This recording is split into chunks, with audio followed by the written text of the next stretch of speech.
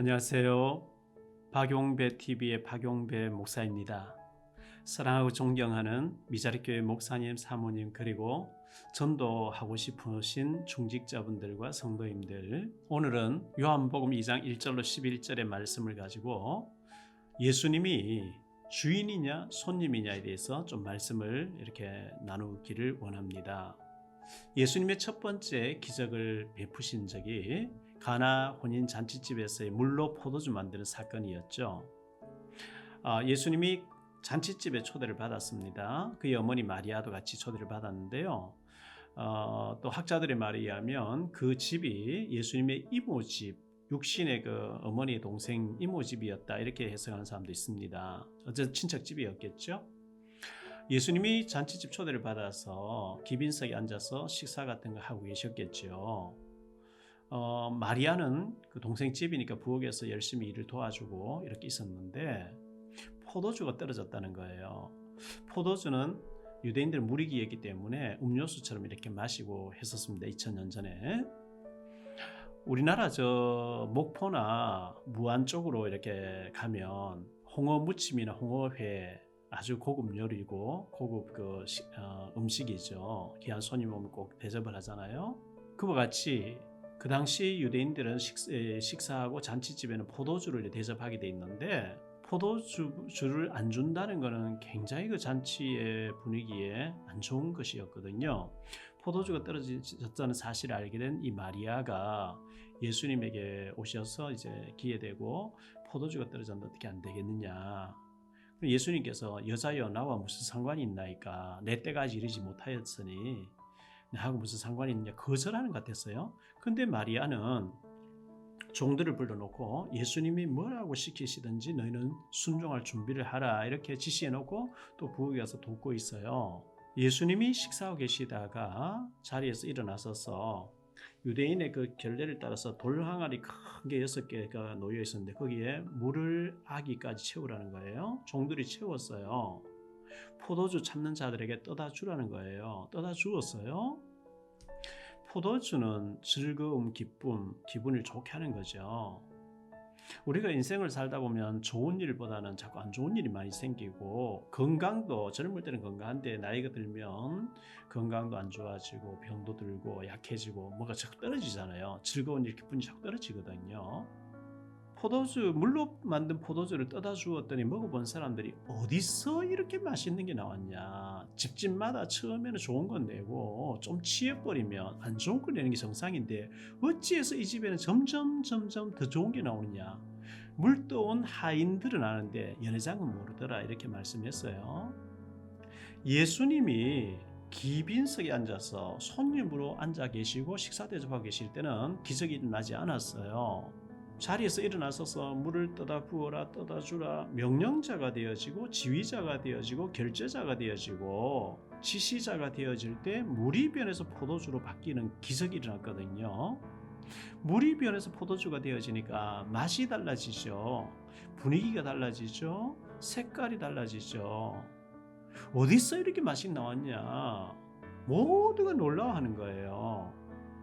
예수님을 마음속에 손님으로 모셔놓으면 기적이 일어나지 않아요. 제가 과거에 그랬거든요. 제가 제 인생의 주인이었어요. 저희 아이들에게 주인이었어요. 아이들 종아리 때리기도 하고요. 공부 열심히 하라 잔소리하고요. 교회도 제가 주인, 제가 설치는 되는 일이 없는 거예요. 예수님의 앞에 어느 날 제가 완전 백기를 들어버리고 예수님이 내 인생의, 우리 가정의, 우리 교회의 주인이 되어 주십시오. 저보고 가라 하면 가고 오라 하면 오고 앉으라면 앉고 서라 하면 설 테니까 명령만 하십시오. 이렇게 된 거예요. 제가 객지에 처음 나올 때 71년도 72년 이래 됐을 때요, 그때 목욕탕에 가보면 목욕탕에 잠그는 게 없고 그냥 바구니에 옷을 벗어놓고 이렇게 들어가서 목욕하고 나오고 이랬거든요. 근데 그 카운터에 보면 기중품은 주인에게 맡기십시오. 맡긴 것만 책임집니다. 맡기지 않는 건 책임지지 않습니다. 이렇게 돼 있어요. 지금 한 40몇 년 지났죠. 지금도 지금 50년 지났네요. 지금도 그 목욕탕 가보면 기중품은 주인에게 맡기십시오. 맡기지 않는 건 책임지지 않습니다. 이렇게 돼 있어요. 여러분의 진짜 귀중한 건강도, 목회도, 자녀도, 모든 것 목사님, 미자리교회 목사님, 사모님 내가 끙끙대면서 짊어지고 계시지 마시고요. 주님께 맡겨드리세요. 너희 염려를 주께 맡기라 그랬죠. 너희 짐을 다 여호와께 맡기라 그랬죠. 맡겨야 그분이 책임지죠. 제가 그 월요일 날 12시에 서울신문사에 가서 예배를 몇 년 동안 인도했어요. 그런데 한 번은 연락을 받았어요. 세종문화회관 옆에 현대화재해상 본사에서 월요일 12시에 와서 예배를 한번 드려달라는 거예요. 그래서 제가 서울신문사에 전화해서 오늘은 제가 저쪽에 가서 예배 드리고 올 테니까, 원래 이제 예배를 12시부터 한 30분 드리고 식사 같이 하고 차도 마시고 이렇게 1시 좀 넘어서 헤어지는데, 오늘은 식사부터 하고 계시고 12시 40분쯤 돼서 내가 올 테니까 식사하고 난 뒤에 모여 계시라. 그래놓고 제가 현대화재해상보험의 본사에 들어가서 갔는데 얼마나 시민회원들 100몇십 명 모인 것 같았어요. 거기서 이제 말씀을 전했어요. 전하고 나왔는데 택시 타고 가기가 어중간한 거리예요. 택시도 없고.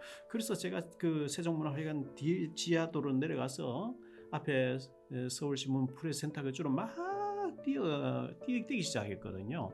뛰어가는데 할아버지 할머니 한 19명이 손을 잡고 앞에 가고 계셔요. 그래서 제가 길이 막혔어요. 막혀가지고 이렇게 하는데 마침 할아버지 할머니들이 그게 마태복음에 있냐 요한복음에 있냐 이렇게 얘기하시는 거예요. 그래서 제가 뛰다가 여름에 막 땀 뻘뻘 흘리면 더운데 뛰다가 할아버지 뭐예요? 제가 알려드릴게요. 이러니까요. 제보고 젊은이 누구냐? 저 목사예요. 이랬더니 목사야 한번 잘 만났다고 손을 딱 잡고 안 놔주는 거예요. 요한복음 2장에 보면 물로 포도주 만든 사건 나옵니다. 거기서 예수가 자기 어머니 마리아를 보고 여자여 그랬지. 예, 그랬습니다. 뭐 자기 어머니를 보고 여자여? 그런 호론놈 자식 믿으면 안 된다. 이래 나오는 거예요. 어떻게 자기 어머니를 보고 여자여 하느냐. 그래서 우린 교회 다니다가 기분 나빠가지고 대순진리에 뭐 도를 배우러 다닌다. 나보고 그거 하자는 거예요. 그래서 제가 설명하려고 하는데 너무 늦어가지고 알았다고 그냥 뛰어간 적이 있어요. 우리 목사님들과 이 방송을 보시는 성도 여러분들은 어떻게 생각하세요? 외국에 가면 마담이란 말이 굉장히 존칭어인데요. 우리나라에서는 마담 해부는 술집 마담으로 이렇게 인식이 되어지는 그런 경향이 있죠.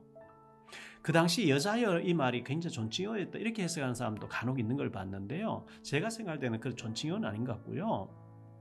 어떻게 예수님이 자기 육신의 어머니를 향해 여자여 할 수 있느냐 이렇게 오해가 많이 되어지고 그 할아버지 할머니 그 말 때문에 기분 나빠가지고 교회 안 다닌다는 거예요. 그 오해가 생겨서 그래요. 자, 예수님은 하나님의 아들이시고 하나님이십니다. 하나님 형상대로 오신 분이고 우리의 생각까지 꿰뚫어 보시는 분이잖아요. 마리아가 포도주 떨어지니까 와서 부탁을 하는데 다른 사람은 몰라도 마리아는 예수님이 결혼하기 전에 처녀로 있을 때 성령으로 잉태되어져서 때가 되면 큰일 한다 알아요. 포도주 떨어졌는데 어떻게 안 되겠냐. 예수님은 마리아의 심령 상태를 꿰뚫어 보면서 당신은 나를 아들로 생각하고 지금 좀 어떻게 할 수 있겠냐 이렇게 생각하는데 당신이 진짜 나를 하나님의 아들로 메시아로 그리스도를 인정하고 부탁하느냐? 그렇다면 당신도 나를 믿어야 되는 죄인이라는 거예요. 육신으로는 어머니지만 죄인이다. 하나님의 아들이신 그리스도 입장에서 여자여 이 마리아의 몸을 빌려서 왔을 뿐이지 그분은 하나님의 아들이세요. 하나님의 아들이신 입장에서 여자에 아무 이상이 없는 말인데 그 육신적으로 해석하니까 이제 오해가 생긴 거겠죠. 예수님을 손님으로 계시면 내가 다 해야 돼요. 왜? 내가 주인이니까. 내 마음대로 다 하다 잘 안 되면 예수님 좀 도와주세요. 그게 아니거든요.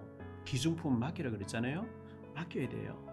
제가 저희 아이들 남매를 키우면서 제가 막 공부하라고 다그치고 해초리가 때리고 하다가요. 어느 날 제가 기중품인 자녀를 하나님께 맡겼는데 저희 딸이 중학교 다닐 때 어떤 때는 보니까 뭐 성적표에 양을 몇 마리씩 몰고 오는 거예요. 도덕 같은 거 이런 거 얼마나 눈 감고 쳐도 시험 성적 나오는 그 양을 받아왔거든요. 얼마나 텔레보고 막 공부를 안 했는지요. 근데 수학은 항상 수를 받아왔어요. 근데 제가 이제 잔소리하다 간절히 주님께 맡기고 새벽 기도 마치고 제가 사역하러 나올 때 자고 있는 아이에 가서 기도해 줬어요. 하나님 우리 아들 우리 딸 세계복음의 주역으로 쓰임받게 해달라고 축복 기도해 좀 자다가 아멘 이렇게 하더라고요. 하나님께 완전히 맡겨버리니까 애들 텔레비를 안 보고 공부하기 시작하는데요. 저희 딸은 중앙대학교 대학원 나왔는데 대학 다닐 동안에 올 A 학점에 항상 장학금 받아오는 거예요.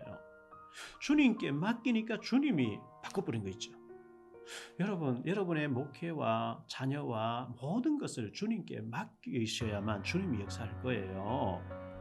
누가복음 17장 5절로 10절에 보면 어떤 종이 밭에 가서 하루 종일 일을 하다가 저녁에 들어왔습니다. 주인이 너 더운데 수고 많이 했구나. 어서 밥 같이 먹자. 밥을 준비해놓고 요리를 준비해놓고 먹자 이게 아니고요. 내가 밥 먹을 동안 너 심부름 해라는 거예요. 그래서 뭐 요리해서 열심히 갖다 주었어요. 심부름 물 떠오고 막 했겠죠. 다 먹고 난 뒤에 너는 가서 먹든지 말든지 알아서 해라. 그때 섭섭합니다. 왜 나를 이렇게 시급한 그게 아니고 알겠습니다. 저는 무익한 종입니다. 제가 당연히 할 일을 했을 뿐입니다. 이렇게 말하라 그랬어요. 우린 당연히 주의 종으로서 복음 전해야 되고 하나님 일을 해야 되겠죠. 그래서 우리 사랑하는 목사님 사모님들, 예수님의 첫 번째 이적이 가나 혼인 잔치집에 물로 포도주 만드는 역사 기적이었습니다. 저는 늘 기도할 때마다 우리 가정의 주인 되신 주님, 우리 교회의 주인 되신 주님, 우리 대한민국의 주인 되신 주님, 저 북한의 주인 되신 주님, 전 세계 237 나라, 전 세계 5천 종족 모든 족속 가운데 주인 되신 주님께서 전도의 문을 열어주옵소서, 선교의 문을 열어주옵소서, 제자의 문을 열어주옵소서. 이 기도를 계속했거든요.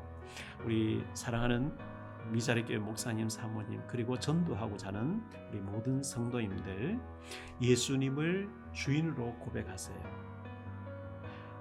어떤 주인이 사업체 있는데 종업원이 주인 행세 다 해버리면 주인이 기분 나쁘겠죠. 물건 구입하고 뭐 할 때 좀 보고하고 주인이 결제받고 해야지. 내가 마음대로 종업원이 다 해버리면 안 되잖아요. 우리 인생의 주인은 주님이세요. 주님이 손님을 계실 때 기적이 일어나지 않았는데 주인 될 때, 명령자가 될 때, 지휘자가 될 때, 결제자가 될 때 물이 변해서 포도주 되어지는, 가치가 달라지고 맛이 달라지고 분위기가 달라지고 모든 것이 다 달라서 어디서 이런 좋은 일들이 일어났냐, 맛있는 게 나왔냐 하는 것처럼 예수님이 손님이 아닌 주인 되심으로 여러분의 교회에, 여러분의 사업처에, 여러분의 모든 환경 속에 주님이 영광 받으시는 기적적인 창조의 역사, 기적의 역사가 꼭 일어나게 되기를 주 예수 그리스도 이름으로 축원드립니다. 사랑하고 축복합니다. 감사합니다. 다음 시간 또 뵙겠습니다.